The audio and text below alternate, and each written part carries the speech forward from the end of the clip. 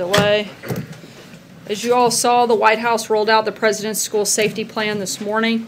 Every student should be able to feel safe and secure at their school, and no parent should have to worry whether their child will come home at the end of the day. With that in mind, the President's plan focuses on the following areas. First, hardening our schools. We will ensure our schools are safe and secure, just like our airports, stadiums, and government buildings, with better training and preparedness. Second, strengthening background checks and prevention. President Trump is supporting legislation and reforms to strengthen the background check system and law enforcement operations. Third, reforming mental health programs. The President is proposing an expansion and reform of mental health programs, including those that help identify and treat individuals who may be a threat to themselves or others. And finally, continuing this important conversation, in addition to these immediate actions, the President is reviewing additional policy and funding proposals for school violence prevention. These focus areas were identified after numerous meetings with students, teachers, lawmakers, and local officials, and the President will continue to lead the way on keeping our children safe. Looking ahead to next week, President Trump will welcome Crown Prince Mohammed bin Salman of Saudi Arabia to the White House on March 20th. The President looks forward to discussing ways to strengthen ties between the United States and Saudi Arabia and to advance our common security and economic priorities. I'd also like to announce that the President will travel to Peru and Colombia next month. This will mark the President's first trip to Latin America. He will attend the Summit of the Americas in Lima, Peru, and will participate in a series of bilateral, multilateral, and cultural engagements. This travel highlights the President's resolve to deepen our historical ties with our partners in the region and our joint commitment to improve security and prosperity for the people of the Americas. The President is looking forward to meeting with partners and allies who share our values and believe, as we do, that the promise of a safe and prosperous future rests in strong democracies, fair and reciprocal trade, and secure borders. And with that, I'll take your questions. Steve. The President said Saturday night, he was talking about North Korea, he said if the meeting with Kim takes place, is there a chance that this meeting won't take place? Look, we fully expect that it will. The offer was made and we've accepted. North Korea made several promises, and if we hope that they stick to those promises, and if so, the meeting will go on as planned. And what preparations are being made so far for this meeting? We're continuing to prepare on a number of levels. Most of that is an inter-administration and interagency process, and I'm not going to get ahead of any of the details of the where, the when, or any of that here today. Jonathan? Sir, a couple weeks ago, the President said that he wanted to raise the age on purchasing assault weapons. He talked about supporting universal background checks, about taking guns away from those identified as a threat even without due process. What happened to all those proposals? Look, a lot of those things are still outlined in the proposal that if you don't have yet, you should receive here in the next few minutes in your inboxes.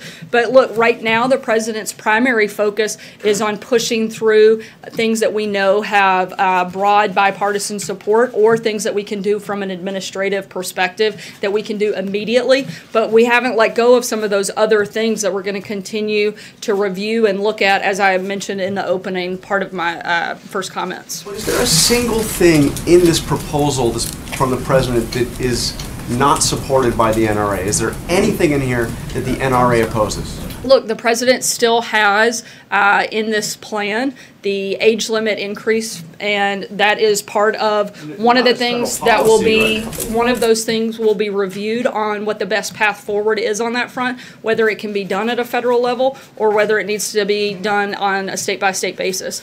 But the President, as you know, doesn't have the ability to just create federal law, and he would need a number of other individuals to come together to help make that happen. So what he is pushing forward are things that can immediately be accomplished either through the administration or that have broad-based bipartisan support in Congress, but that doesn't mean that he has wiped away some of those other things that we're still looking at how best we can move forward on. And why did he name this DeVos Commission less than 24 hours after ridiculing the idea of blue ribbon commissions? He says all they do is talk and talk and talk, and 2 hours later they write a report. And there, on this issue, commission's okay? Why? Look, the president doesn't just have one piece of this plan. There are a number of things that he is pushing forward that are very tangible, both through support of specific pieces of legislation that we expect to move forward, as well as administrative action like getting rid of the bump stocks that the president has been very vocal about and is going to continue to push for. Phil?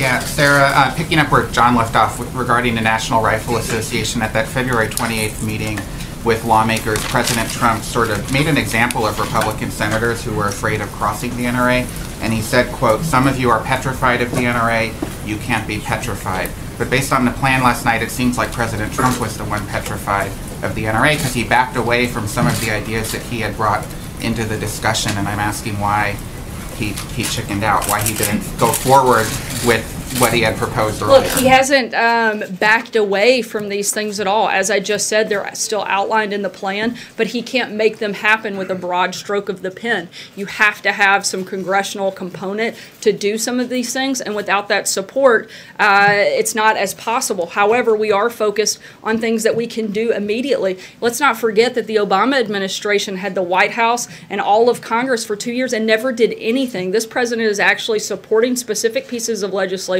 and still laying out other priorities that he would like to see talked about and implemented, whether we have to do that on a state level. He could have put out a proposal for legislation. He could have advocated for universal background checks.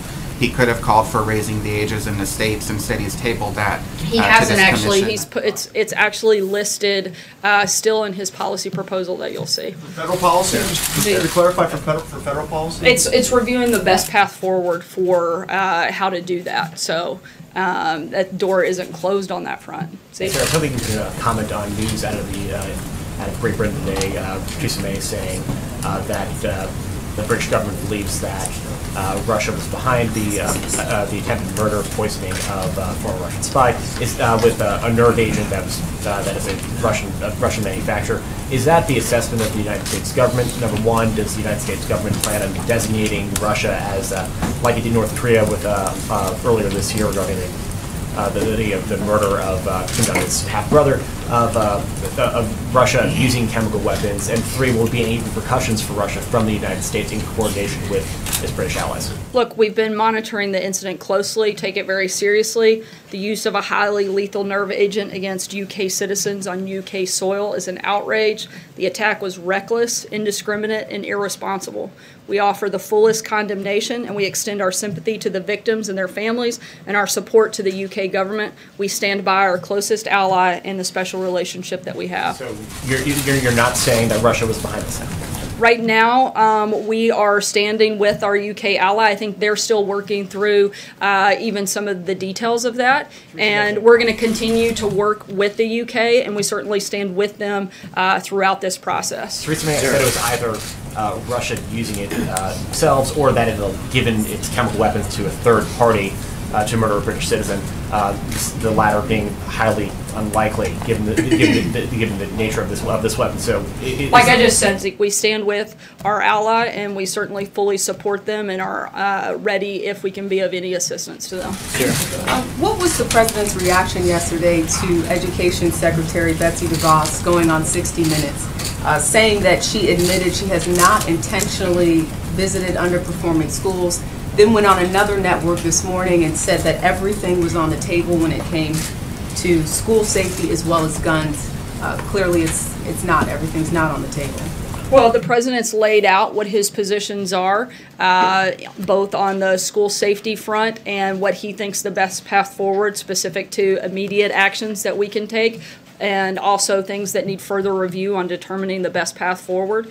That's the focus of the president, not one or two interviews, but on actual policy that can help protect the safety and security of school kids across this country. Last night? I'm not sure if he saw the whole thing or not. Kevin? Thank you, Sarah. I have a question about Congress and possibly blocking or delaying tariff implementation. How concerned is the White House about that? And a follow-up on China, if I may.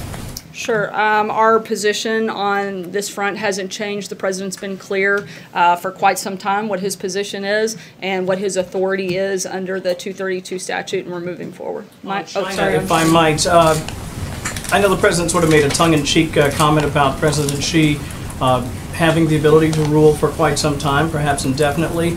Is there an administration position on something like that? Is that healthy for the relationship between our country?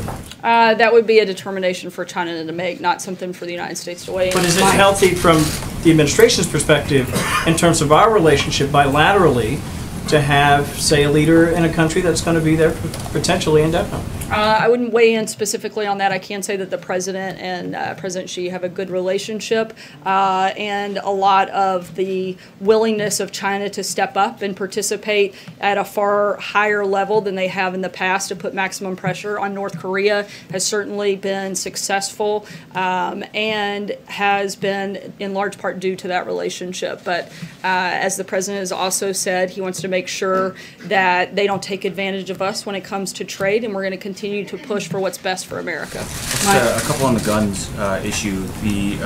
On the age restrictions, the president has said a couple of times he's criticized his predecessors, saying they haven't shown leadership on this issue.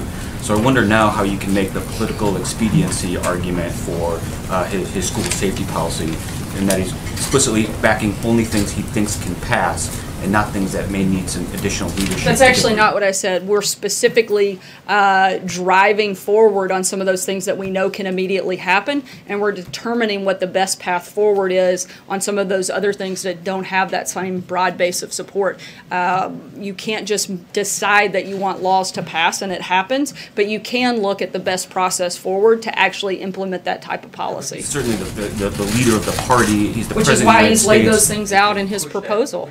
Policy forward if he so if he chose to.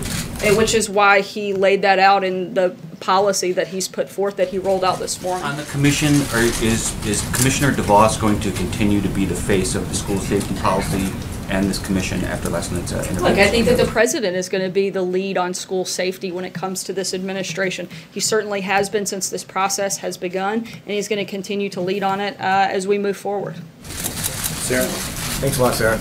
I have two questions, one on guns and the other on the president's trip to California tomorrow.